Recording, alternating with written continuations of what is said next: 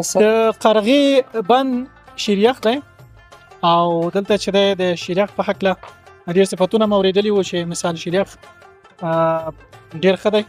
غواړو چې دغه ملګري سره څو خبرې وکړو چې د شیریخ څونه وخت کېږي چې استادي ده او څونه وخت کېږي چې مثال کار یې کړی دی. برادر شما خود معرفی کنید.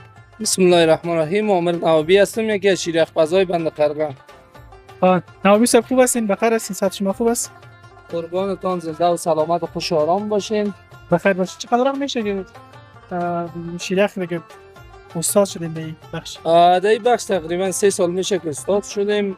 قبلا 1 سال شاگردی کردیم در شیریخ بازی پیش استاد نعمت الله. سلامت باشین. مثلا اگر گپ بزنیم پاو چقدر میباشه شیریخ؟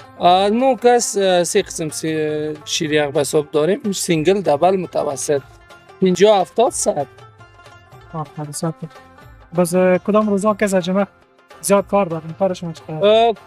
کاربار ما که اکثریت وقت یعنی که مردم بسیار زیاد میآید و روزهای جمعه است. روزهای دیگه خوب است گذران میشه و به خاطر از اینکه یک کمک کنه به حساب فامیلا را که امر بالمعروف اجازه نمیده، به خاطر از کار محکم است. اگر فامیلا را اجازه بده گرچه به شیریخ و شور نفریم آشکی چیزا گرچه یک چیز هوسانه است، باز به مو خاطر که فامیلا را اجازه نمیده در روزهای عادی کم رنگ است کاربار ما. چند درآمد دارین مثلا در روزای خوب کار که حساب خوب باشه؟